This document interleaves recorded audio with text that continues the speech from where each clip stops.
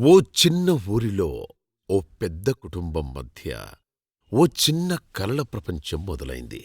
రెండు హృదయాలు ఒక్కటై ఒకే మనసుగా సంసార సాగరంలోకి అడుగుపెట్టాయి. జీవితంలో పోరాటాలను అధిగమిస్తూ ముందుకెళ్లిన ధైర్యం ఒకరిదైతే, కుటుంబాన్ని ముందుకు నడిపించిన త్యాగమూర్తి మరొకరు. సరిపుడి సీతారామయ్య గారు మరియు వారి సహధర్మచారిణి శ్రీమతి విజయలక్ష్మి గారు. దేహాలు వేరైనా గుండె సడి ఒక్కటిగా వారు మెలిగిన తీరు ఆదర్శ దాంపత్యానికి గొప్ప ప్రతీక. వివాహమంటే ఇద్దరు వ్యక్తుల కలయిక మాత్రమే కాదు, రెండు జీవితాల ఆధ్యాత్మిక ఐక్యత. ఇద్దరి మధ్య మాటల కన్నా మౌనమే అర్థవంతంగా నిలుస్తూ, గొడవల కన్నా పరస్పరం గౌరవమే గొప్పదైంది. ఇష్టాల కన్నా ఓర్పు ప్రధాన పాత్ర పోషిస్తూ రెండు హృదయాలు ఒక్క ప్రాణంగా వెలుగుతున్నాయి. సరిపుడి వెంకటప్పయ్య మరియు హనుమాయమ్మ గార్లది దిగువ మధ్యతరగతి వ్యవసాయ కుటుంబం. వారికి మొత్తం 7 సంతానం. వారిలో 5 మంది ఆడపిల్లలు కాగా, 2 మగపిల్లవాళ్లలో సీతారామయ్య గారు పెద్దవారు. ఆయన 1952 మార్చి నెలలో వారి అమ్మమ్మ గారి ఊరైన లింగాపురంలో జన్మించారు. కమ్యూనిస్టు భావజాలం కలిగిన కుటుంబంలో జన్మించిన ఆయన చిన్ననాటి నుంచే పొలం పనులు చేస్తూ చదువుకు ప్రాధాన్యమిచ్చారు. 1953 మే 21న రావూరి కోటయ్య సామ్రాజ్యమ్మ గార్ల ఇంట 5వ సంతానంగా రావూరి విజయలక్ష్మి గారు సిరిపురంలో జన్మించారు. సత్తెనపల్లిలో పెరిగిన ఆమె చిన్ననాటి నుంచే చురుకుదనం, ఆత్మస్థైర్యం కలవారు. ఇటువంటి ఇద్దరినీ వివాహ బంధం దరిచేర్చింది. 1975 మే 31న సీతారామయ్య మరియు విజయలక్ష్మి గారులకు అంగరంగ వైభవంగా కళ్యాణం జరిగింది. విజయలక్ష్మి గారు ఇంటిలోకి అడుగుపెట్టడంతో కుటుంబం ఎదుగుదలకి బలమైన పునాది పడింది. ఫస్ట్ టైం చూసినప్పుడు ఓకే చేసుకుందాం అనుకున్నాను. నాకు తగ్గట్టు అనిపించింది. మిడిల్ ఫ్యామిలీ నుంచి వచ్చిన వాళ్ళు అయితే బాగుంది అనుకున్నాను. అప్పుడు ఫీలింగ్ బాగానే ఉంది. నాకు నచ్చింది, చేసుకున్నాను. కాలాలు, ఋతువులు ఈ చక్కటి సంసారానికి సాక్ష్యాలుగా మారాయి. పెళ్లిళ్ళు, పండుగలు, సంక్రాంతి సంబరాలు, ఇలా సీతారామయ్య గారి ఇంటి వాకిలులో 100 కథలు మొదలయ్యాయి. వారికి ఎదురయ్యే కష్టాల్ని కూడా ఇష్టంగా మలిచి ముందుకు సాగారు. విజయలక్ష్మి గారికి పసుపు కుంకుమ ద్వారా వచ్చిన పొలాన్ని ఆధారంగా చేసుకుని సీతారామయ్య గారు వ్యవసాయాన్ని విస్తరించారు. విజయలక్ష్మి గారి సాయంతో ఆయన జీవితంలో విజయం చేకూరింది. నన్ను అర్థం చేసుకొని నాకు అనుగుణంగా నడిచింది. ఆమె చెప్పే ధైర్యంతో నేను బాధపడ్డా కూడా మళ్ళీ ముందుకెళ్ళేవాడు.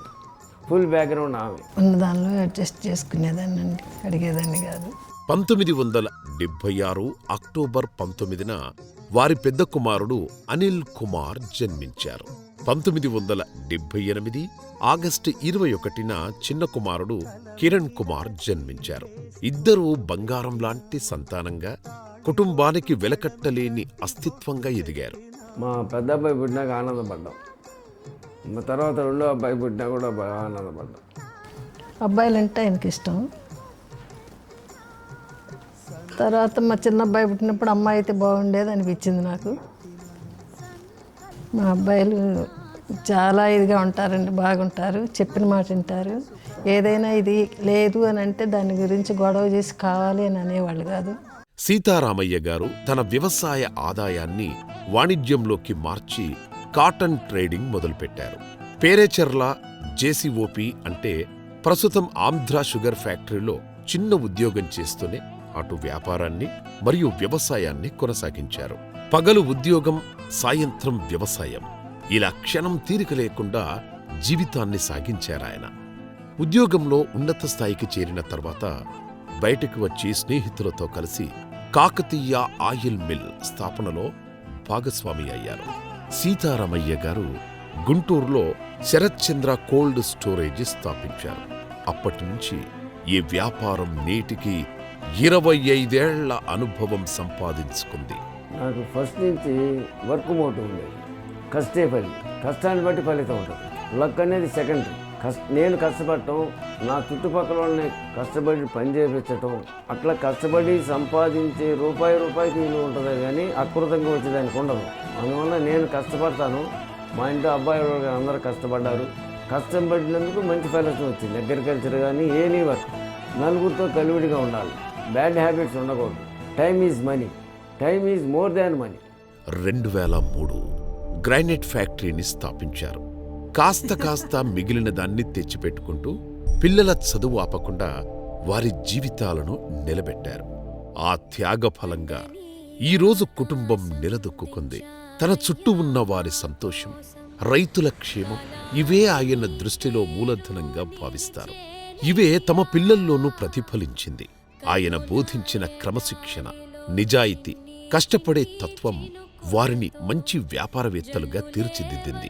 మా నాన్నగారి ఫస్ట్ జీతం 200 రూపాయలంట, నాకు తర్వాత తెలిసింది. ఉద్యోగంతో పాటు మళ్ళీ వ్యవసాయం రెండూ చేసుకుంటూ ఉన్న దాంట్లో తిని తినక మమ్మల్ని డే 1 నుంచి కూడా బాగా చూసుకునేవాడు. వాళ్ళు ఎలా ఉన్నారో తెలియదు కానీ మమ్మల్ని మాత్రం ఎక్కడా కూడా మన సంపాదన ఇంతే, మనం ఇంతే ఉన్న దాంట్లో బతకాలి అనుకోకుండా ఉన్న దాంట్లో మ్యాక్సిమం కూడా మాకే, నాకు కానీ తమ్ముడు కానీ మంచి బట్టలు అవ్వచ్చు, మంచి చదువు అవ్వచ్చు, వాడికి ఇవ్వటానికే జీవితాన్ని త్యాగం చేసినట్టే అంత బ్రహ్మాండంగా చూసుకున్నారు. ఇవాళ మాకు ఇచ్చిన ఆస్తి ఏంటయ్యా అంటే మంచి విలువలతో కూడుకున్న మంచి సంస్కారం, మంచి డిసిప్లిన్ ఇచ్చారు. సీతారామయ్య మరియు విజయలక్ష్మి గారు వారికి అందించిన విలువలు, మార్గదర్శకత్వం నేటి విజయం వెనుక కనిపించే అసలైన మూలస్తంభాలు. అదే విలువలపై వారు స్థాపించిన సరిపుడి సుజుకి సంస్థ దేశవ్యాప్తంగా గుర్తింపు పొందే స్థాయికి ఎదిగింది. సీతారామయ్య గారిలో ఉన్న ఆ నిబద్ధతను పునికిపుచ్చుకున్న అనిల్ మరియు కిరణ్ గారులు నేడు అనేక వ్యాపారాలను సమర్థవంతంగా నిర్వహిస్తూ విజయపథంలో నిరంతరం ముందుకు సాగుతున్నారు. ఫస్ట్ నుంచి నేను అన్ని జాగ్రత్తగా గ్రానైట్స్ పెట్టినా, ఆయిల్ మిల్స్ పెట్టినా, ఏదైనా నాకు నాలెడ్జీ వచ్చిన తర్వాతనే పెట్టాను.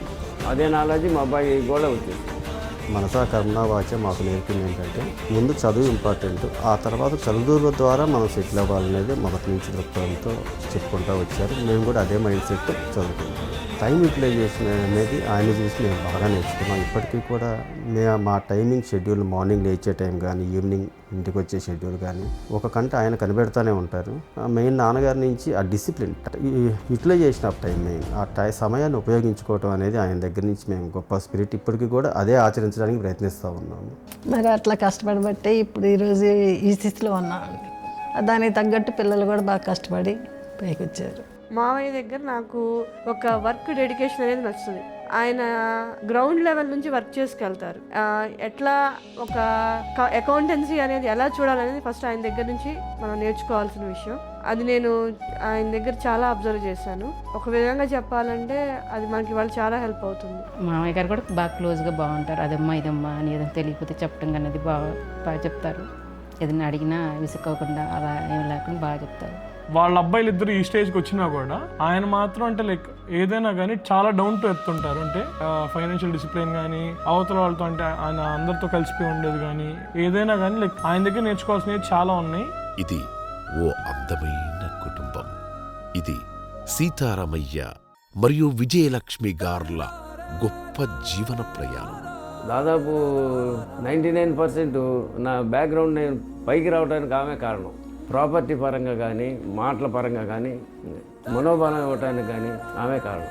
నేను హార్డ్ వర్క్ చేయడానికి, బయట తిరగడానికి కూడా ఇంటి పనులు అన్నీ చక్కబెట్టుకుని కాబట్టి నేను బయట తిరగాలి, అన్ని పనులు చేయగలిగాను. ఏమో 10 మందికి చేసుద్ది, ఏమో ద్వారా 10 మందికి నేర్పి. చికెన్ అయితే బ్రహ్మాండంగా ఉంటుంది, టీ కాఫీలు అయితే అమృతంగా ఉంటాయి.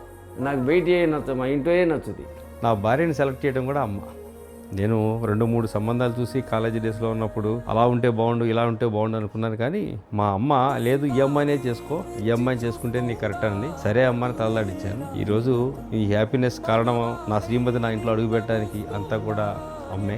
మా అమ్మ నాన్నలతో ఇద్దరితో బాండింగ్ ఎక్కువ ఉండేది. కంపేర్ టు మా అమ్మ దగ్గర చనువు ఎక్కువ ఉండేది. మా నాన్నగారి దగ్గర భయం ఉండేది. భయం అంటే అది గౌరవంతో కూడుకున్న ఒక భయం ఉండేది. చనువు మాత్రం అమ్మగారి దగ్గర ఎక్కువ ఉండేది. అంటే ఇంకా షీజ్ హౌస్ వైఫ్, కొంచెం కుకింగ్ అది, ఇంట్లో ఏదైనా అవసరమైతే వండి పెట్టడం అది ఆమె దగ్గర నుంచి నేర్చుకున్నాను. బాగా క్లోజ్గా బాగుండేవాళ్ళు అత్తయ్య మామయ్య. ఏం తెలియదైనా అడగగానే చెప్తారు బాగా. వాళ్ళ నుంచి నేర్చుకోవాల్సినవి చాలా ఉన్నాయి కొన్ని విషయాలు. మా అత్తయ్య వంటలు బాగా చేస్తారు. కొన్ని తన దగ్గరే చూసి నేర్చుకున్నాను నేను. చిన్నప్పుడు ఒక 2-3 ఇయర్స్ వాళ్ళ దగ్గరే ఉండి చదువుకున్నాను. ఆ టైంలో చాలా గారాబంగా పెంచారు. తెలియకపోతే అదమ్మా ఇదన్నా అని చాలా స్మూత్ వేలో చెప్తారు. నానమ్మ అయితే తన చాక్లెట్స్ ఎక్కువ ఇచ్చేది ఫస్ట్ టైం. తాతే ఎక్కువ పొగుడతారు, మార్క్స్ ఎక్కువ వస్తాయి. ఆ ఫస్ట్ గ్రాండ్ చైల్డ్ నేను, అందరికంటే పెద్దోడు నేనే. నేను చేసిన నెదో పనులు వీళ్ళు ఎవ్వరు చేసి ఉంటారు, మిగిలిన ముగ్గురు తమ్ముడు కానీ చెల్లెళ్ళు ఇద్దరు కానీ. వీళ్ళని పెద్ద అంటే వీళ్ళెవరు నేను తిట్టేవాళ్ళు కూడా కాదు, మెయిన్లీ నన్నే తిట్టేవాళ్ళు.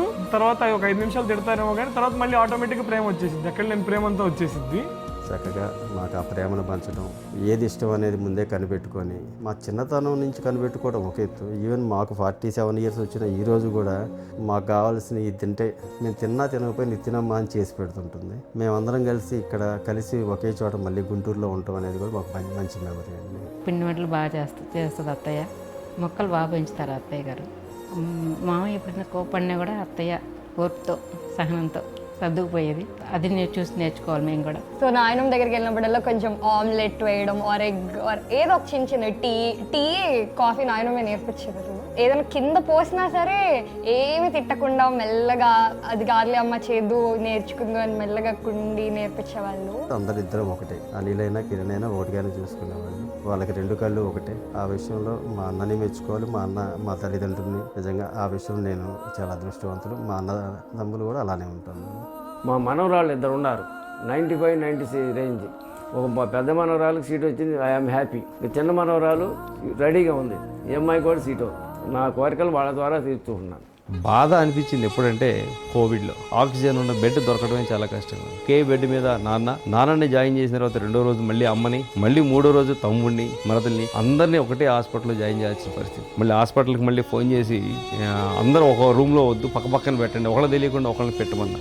హాస్పిటల్కి వెళితే అక్కడున్న విషాద గాలను చూస్తే అరే మన దగ్గర ఇన్ని డబ్బులు ఉన్నాయి, ఈరోజు హ్యాపీగా ఉన్నాం. కానీ ఆ మనిషి కోవిడ్లో ఉండి ఎప్పుడు బయటకు వస్తారో తెలియని పరిస్థితి. లైఫ్లో చాలా తక్కువ సార్లు కళ్ళం నీళ్ళు వచ్చి ఉంటాయేమో. హాస్పిటల్కి వెళ్ళి వచ్చిన తర్వాత కిచెన్లో అటువైపు వెళ్ళి కళ్ళం నీళ్లు తిరిగిపోయి బాగా బాధపడతా ఉన్న క్షణం. ఆ రోజు నేను ప్లస్ నా వైఫ్, ఈరోజు హరీష కూడా నా పక్కన వచ్చి అనిల్ ఏంటి అంటే ఇది ఇలా హాస్పిటల్ ఇట్లాంటి సిచ్యువేషన్స్ నేను చూశాను. మొత్తం ఎంటైర్ ఫ్యామిలీ అందరూ అక్కడే ఉన్నారు, తమ్ముడు, మరదలు, అమ్మ, నాన్న, అమ్మ అందరూ అక్కడే ఉన్నారు. నాకు ఏం అర్థం కావట్లేదంటే ఇద్దరం కూర్చొని ఆ రోజు ఏడ్ చేసేస్తాం.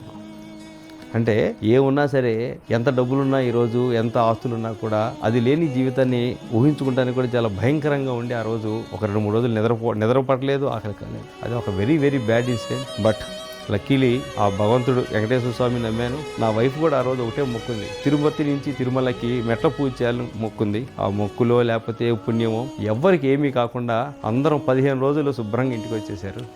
ఆ గడిపిన వారం రోజులు మాత్రం చాలా బాధగా గడిపాం. కుటుంబాలన్నీ అన్యోన్యంగా ఉండాలి, ఒకళ్ళనొకళ్ళు అర్థం చేసుకుని ఏదన్నా కోపతాపాలుగా ఏదన్నా అనుకున్నా చిన్నవి వచ్చినా కొంచెం అడ్జస్ట్మెంట్ ఉంటే బాగుంటుంది. Happy 50th wedding anniversary, Tataya Nainamma. We love you. Happy 50th wedding anniversary, Nainamma, Tataya. అత్తయ్య మామయ్య పెళ్లి రోజు శుభాకాంక్షలు, 50వ పెళ్లి రోజు శుభాకాంక్షలు. హ్యాపీ 50th వెడ్డింగ్ యానివర్సరీ అత్తయ్య అండ్ మామయ్య. చాలా సంతోషంగా ఉంది ఈరోజు ఈ ఫంక్షన్ చేయడం, మా అదృష్టంగా భావిస్తున్నాం. ఇదే కాకుండా మీ చేతులతో ఇంకెన్నో శుభకార్యాలు మీ చేతుల మీదుగా మా ఇంట్లో ఎన్నో జరగాలని ఆకాంక్షిస్తున్నాను. థ్యాంక్ యూ సో మచ్ అమ్మ, నాన్నగారు. హ్యాపీయెస్ట్ 50th యానివర్సరీ అమ్మా, నాన్న. మరో జన్మంటూ ఉంటే మళ్ళీ మీకే కొడుకుగా పుట్టాలని కోరుకుంటున్నాను. ప్రేమకు నిర్వచనంగా నిలిచిన ఈ దంపతులు ఒకరికొకరు మద్దతుగా, ఒకరికొకరు మార్గదర్శిగా, ఒకరికొకరు శక్తిగా నిలిచారు. ఈ అనురాగం చిరకాలం. ఇవాళ ఈ వేదికపై మనం చూస్తున్నది ఒక పచ్చని జీవిత పుస్తకం. సరిపుడి సీతారామయ్య మరియు విజయలక్ష్మి గార్ల అంబరాన్నంటే ఈ 50వ పెళ్లి రోజు సంబరాలు మరిన్ని జరుపుకోవాలని మనస్ఫూర్తిగా కోరుకుంటూ శతమానం భవతి.